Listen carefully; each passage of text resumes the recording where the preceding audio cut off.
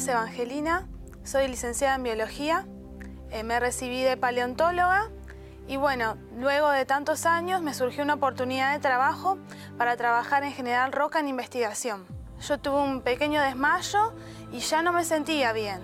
A la noche yo me acosté a dormir, era la tardecita y me despierto porque tenía un dolor que parecía que me había estallado algo en la cabeza.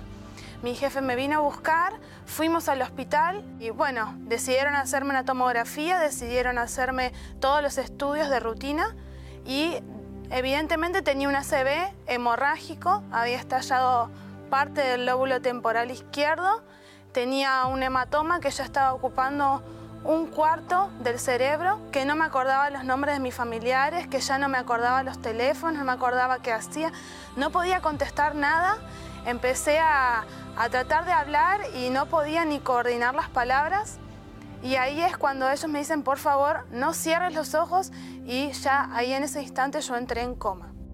Se decide con esta paciente ingresar con los protocolos en una terapia intensiva y es seguida por neurocirugía, que decide su cirugía de descompresión. Lo que supone que va a pasar, porque científicamente es lo que se espera después de semejante cuadro que ha tenido la paciente, es o que no hable, una afasia, que no comprenda, que quede con una parálisis de hemicuerpo, con dificultad motora. En una madrugada me llama una médica desde un sanatorio diciendo que la tienen internada con un cuadro neurológico bastante grave. La hemorragia que se produce en ella ocupa una cuarta parte del cerebro y para hacer la descomprensión, para evitar la muerte de ella, lo único que queda es hacer una cirugía. Ahí yo doy la autorización, la cirugía se produce, ahí todo sale bien en la cirugía. Me dijeron que habían sacado todo lo que estaba mal formado, que incluso habían sacado el hematoma. Tuvieron que sacar partes del cerebro. Estando yo en coma, yo escuchaba todas las situaciones a mi alrededor, pero no podía hacer nada. Escuchaba a los médicos hablar de la gravedad de mi situación, escuchaba los partes que se daban de un médico a otro, escuchaba que yo ya no tenía esperanzas.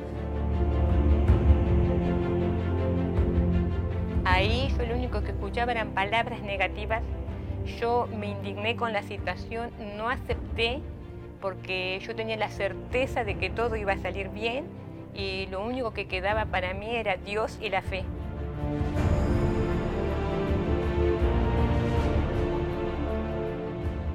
Entonces me aferré a Dios y empecé a ir a la iglesia, a hacer las cadenas de viernes, cadenas de domingo, a orar por mi hija. A través de mi indignación, de esa certeza, ¿no? Y de no dejar entrar los negativos. En mi vida, ella fue avanzando, es tal así que ella despierta del coma. 16 días después yo me despierto del coma, estaba con médicos y enfermeros cerca y lo primero que pregunté, ¿dónde estoy? ¿Qué pasó? ¿Cómo fue? Bueno, ellos me explicaron que había tenido una operación en la cabeza, que estaba en terapia intensiva. Pasaron los días, yo empecé a recuperarme.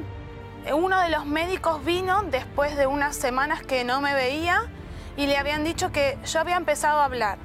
Él vino con otra especialista hablando, diciendo que en los casos como el mío, una persona queda afásica, sin poder hablar o sin poder comprender el lenguaje o entablar una conversación. Amnésica, o sea, sin poder recordar nada, ni siquiera las caras de los familiares. Podría haber quedado incluso o hemipléjica, sin poder mover el lado derecho, o con una hemiparesia, que es sin poder mover completamente ese lado. Y ellos estaban sorprendidos, ellos no entendían qué era lo que pasaba. Cuando los médicos decían, no, 3, 6 meses para volver a caminar, y yo ya unos días después de despertarme ya estaba caminando, que ya a los 25 días me pasaron a sala, cuando ellos dijeron que iba a tardar 3 a 6 meses en salir de ahí. Al mes y 5 días yo salgo del hospital y me voy a mi casa. De esa operación yo no tuve ninguna secuela. Hoy por hoy los médicos no entienden esa situación que yo había pasado.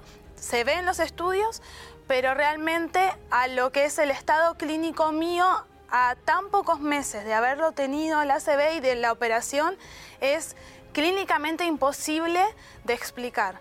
El médico clínico me llama y me habla de milagro, me dice, señora, es un milagro que su hija esté viva, lo primero, y es un milagro que su hija esté en estas condiciones. Está perfectamente, habla, recuerda todo lo sucedido, no tiene secuelas motoras, realmente situaciones que médicamente uno piensa que no pueden ocurrir.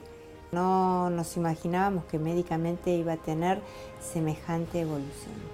Yo debería estar muerta debido a la operación que tuve y en caso de que sobreviviera, como me falta una parte del cerebro, no podría hablar, no podría estar caminando o haciendo muchísimas otras cosas como recordar.